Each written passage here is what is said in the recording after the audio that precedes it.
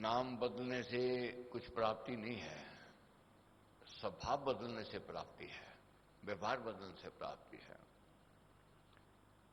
एक व्यक्ति था, उसने अपना नाम शांति स्वरूप रख लिया। मन शांत रहता था, उदास रहता था।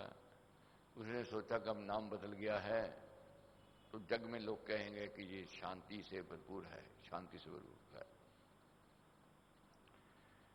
तो अपने आप को बहुत अच्छा उसको महसूस होता था। लोग जब उसको शांति स्वरूप कहते थे, सुकून मिलता था। मगर बच्चे तो बच्चे हैं, वे खिलवाड़ भी करते हैं, तर्क भी करते हैं। बच्चों ने आगे पूछा, महाराज जी आपका नाम क्या है? उसने कहा मेरा नाम श्री शांति स्वरूप जी। दूसरे बच्चे ने पूछ लिया वही बात, महाराज जी आपका नाम क्या है? उसने फिर कह दिया कि श्री शांति स्वरूप जी महाराज। वह सोच रहा था कि अब मैंने नाम अपना बदल लिया है, महाराज पीछे लगा लिया है, तो अब तो मैं संत बन गया, लोग बहुत, मेरा व्यवहार बदल गया। तो उन बच्चों में से दूसरे तीसरे चौथे ने बात ये पूछी। जब चौथे ने बात पूछी आपका नाम क्या है, लाठी उठा ली उसने, मारने लगा, भाग। आओ मैं तेरे को नाम बताता हूं। तो बच्चे क्या कहते हैं, महाराज जी आपका नाम जो है शांति स्वरूप नहीं, अग्नि स्वरूप है आपका नाम, अग्नि स्वरूप। अंदर आग तो जल रही है। जब अंदर आग जल रही है, आपको मैं संत बन जाऊं, मुश्किल है, कठिन है। अंदर की आग को बुझाना है हमने। अंदर जब तक आग सुलग रही है, बात नहीं बनने वाली है। ये सत्संग में आकर के ही ये आग शांत होवेगी। काम, क्रोध, लोभ, मोह और अहंकार, ये ऐसी प्रचंड अग्नि है, हमें जला रही है। ये ज्ञान से शांत होती है और कोई उपाय नहीं है। सत्संगति में आकर के ज्ञान मिलता है। क्यों सत्संगति में कही गई है? सत्संगति वहां होती है जहां संत कृपा होती है। संत कृपा कहां होती है? जहां देव द्वार से कृपा होती है, वहां सत्संगति कही गई है। जो आनंद जहां अब पढ़ते हैं वह घर नहीं मिलेगा। क्यों? सत्संगति नहीं है। सत्संगति में प्राप्ति है। कोई कहे मैंने घर बार छोड़ दिया, बड़ों में अब रहता हूं, खूब साधना तपस्या की है, अब मेरा क्रोध शांत हो गया है, कठिन है, मुश्किल है। कैसे? कौशिक नाम तपोधन ज्ञानी, विधि वैदिक जिसने सब जानी। बसता वन में तरु के नीचे, करता कर्म धर्म के ऊंचे। पर था मान कोप ने घेरा, रहता मना क्रोध का डेरा। उस तरु पर पंछी की जोड़ी, रहती निशा भर पक्ष से कोड़े। कौशिक मुनि पहुंचे हुए संत, तपो वन में रहते, तप भूमि में रहते, तपस्या साधना करते और ऐसी ऐसी ज्ञान था, अनुभव था, सब कुछ से भरपूर थे। मगर महाराज कहते हैं पर था मान को ने घेरा। अपना मान सम्मान उसको बहुत अच्छा लगता था, उसकी कोई बढ़ाई करे उसको बहुत अच्छी लगती थी। और उसके मन के अनुकूल कोई बात ना होवे, कोप आ जाता था, क्रोध आ जाता था, आग बबूला हो जाते थे, भटक जाते थे। रहता बना क्रोध का डेरा। क्रोध से भरा हुआ था, तप तो बहुत कर रहे थे, कोई कमी नहीं थी। बसता वन में तरु के नीचे, करता कर्म धर्म के ऊंचे। कर्म धर्म के कर्म तो ऊंचे करते थे बसंत, मगर अंदर आग जल रही थी। एक समय जब बैठी आई, घोंसले से उस बीठ कराई। जिस तरु के नीचे वे बैठते थे, उस तरु पर, उस वृक्ष पर एक पक्षी की जोड़ी रहती थी। और एक दिन क्या हुआ, उसने बीट गिराई, और बीट जब गिराई तो कहां गिरी? संत के केश पर गिर गए। कौशिक मुनि ने जब हाथ लगाया ऊपर तो हाथ गंदा हो गया। गंदा हुआ तो देखा कि ये तो बीट है। अब क्रोध आ गया। इतने बड़े संत, इतने बड़े महापुरुष, एक पक्षी की क्या हिम्मत हुई मेरे केस पर बीट गिरा दी। इसमें क्रोध आ गया। मुनि सिर पर पड़ी वही आके, उठा तपोधन ही घबरा के, घूर उसे देखा उसने ही, मूर्छित हुए सु पक्षी वे ही, तड़फड़ाते हुए गण प्राणा गत प्राणा, कौशिक ने वह निज बल जाना। संत घूरने लग गए, क्रोध में थे, इतने बड़े संत और इसने बीट कराई, घूरने लगे और देखते ही देखते ये जोड़ी पक्षी की थी तड़फड़ाने लग गई, तड़फड़ाने लगी और दे उनके प्राण निकल गए। कौशिक मुनि बहुत खुश हो गए, प्रसन्न हो गए कि मेरे अंदर इतनी रिद्धि सिद्धि आ गई है, मैं जिसको घूरूं मैं उसको मार सकता हूं, जिसको चाहूं मैं मार सकता हूं। अहंकार और प्रबल हो गया, बढ़ गया। समझा जय है मैं हूं बलधारी, मोहन हनन उचाटनकारी, चाहे जिसे हनन कर डालूं, मूर्छित कर प्राण से मारूं, चमत्कार ये है अति भारा, मरे वे जो मैंने निहारा। जैसे ही मैंने देखा वह मर गया। तभी दिव्य वाणी हुई। क्या दिव्य वाणी हुई? दिव्य सुनी उसने तब वाणी, है अजान तू अति अभिमानी। कि हे अनजान, तू अभिमानी है, तू ज्ञानी नहीं है। तू कहता मैं ज्ञानी हो गया हूं, धर्म कर्म के मैं काम करता हूं, मेरे अंदर रिद्धि सिद्धियां आ गई हैं, ये तेरी अज्ञानता है, तेरी नासमझी है। अगर तू कुछ सीखना चाहता है, कुछ जानना चाहता है, अगर तेरे अंदर जिज्ञासा है तो काशी चले जाओ। जिज्ञासा थी सीखने की, कुछ बनने की लगन थी, और जब चाहना थी तो काशी की ओर पैर बढ़ गए, काशी चले गए। काशी में बसती है नारी, गृह रता पति को अति प्यारी।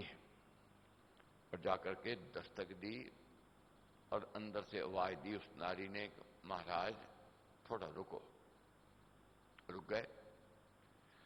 समय हो गया ज्यादा, जैसे जैसे समय बढ़ता गया संत का क्रोध बढ़ता गया। संत का क्रोध क्या बढ़ता गया? क्या सोच रहे हैं संत अपने मन में? मैं ये अनजान है नारी, इसको समझ नहीं है बाहर कौन बड़े सिद्ध पुरुष बैठे हैं, महापुरुष बैठे हैं, बड़े संत बैठे हैं, जिसे चाहें ये मार दे। में ये चिंतन चल रहा था। और अंदर नारी अपने पति की सेवा में थी। पिता पति बीमार थे, उनकी दवा दारू कर रही थी। समय लग गया। जब बाहर आई, आते ही उसने क्षमा मांगी कि महाराज जी मेरे को क्षमा कर देना, मेरे को देर हुई। मगर संत क्या बोले? वह बोला क्यों देर लगाई, मूढ़े मान अति है बुराई, तूने सिद्ध मुनि नहीं जाने, भस्म करे जो कथन ना माने। तू नहीं जानती है बात, कौन बैठे हैं? सिद्ध पुरुष बैठे हैं, बड़े संत बैठे हैं, और जिसे चाहें जो भस्म कर दे। तू ना समझ है, क्यों अपना बर्बाद कर रही है? बोली देव। तब क्या है उसने क्या कहा? मेरा कुछ ना कोप से जाता, तू अपना सुतेज गवाता। उत्तर में उस नारी ने क्या कहा? महाराज आप कोप में हो, क्रोध में हो, मेरा तो कुछ बिगड़ने वाला नहीं है, मगर आपका तेज खत्म हो रहा है। आपके अंदर जो रिद्धि सिद्धियां हैं वह समाप्ति की ओर बढ़ रहे हैं। बहुत समझना है, जानना है। अगर कोई रिद्धि सिद्धि मिल जावे, कोई ताकत मिल जाए, कोई उसका दुरुपयोग करेगा वह पाप की ओर जाएगा। अगर देव द्वार से कोई कृपा हुई है, उसका सदुपयोग करना है, धर्म के लिए लगाना है, परहित के लिए लगाना है, परोपकार के लिए लगाना है।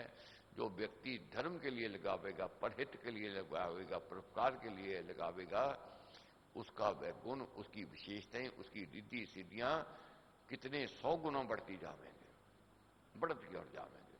मगर जो दुरुपयोग करेगा वह पतन की ओर जावेगा। बहुत लोग मिलेंगे श्राप देने वाले, बहुत कहेंगे मैं तेरा वो बर्बाद कर दूंगा, तेरा ये कर दूंगा, अगर व्यक्ति खुद धर्म पर है, खुद सही है, उसके ऊपर कोई जादू टोना काम नहीं कर सकता है, कोई बात असर नहीं कर सकती है। कितने कोप में आकर कोई कहते, नारी ने कह दिया कि महाराज मेरे ऊपर कोई असर नहीं होने वाला है, मेरे को आप पक्षी मत समझो, मैं पक्षी नहीं हूं। इतनी बात सुनी नहीं, संत ठंडे हो गए, शांत हो गए, क्रोध शांत हो गया कि मेरे मन की बात इसको कैसे पता, मेरी में सोच क्या चाह रही थी इसको क्या पता, ये कैसे रिद्धि सिद्धियां इसको मिल गई। तो उसने पूछा कि देवी ये रिद्धि सिद्धियां कैसे तेरे को मिली हैं? तो उसने क्या उत्तर दिया कि महाराज मैंने ना घर बार छोड़ा, ना कोई तप तपस्या साधना की, मेरा धर्म क्या है, अपना कर्तव्य पालन। मैं पति की सेवा करती हूं, पति को परमेश्वर समझती हूं, यही मेरी पूजा है, यही मेरी आराधना है, इसी से मेरे को रिद्धि सिद्धियां प्राप्त हुई हैं। तो उसने कहा, फिर संत ने कहा मैं और जानना चाहता हूं ये कैसे प्राप्ति होती है। तब कहा उस देवी ने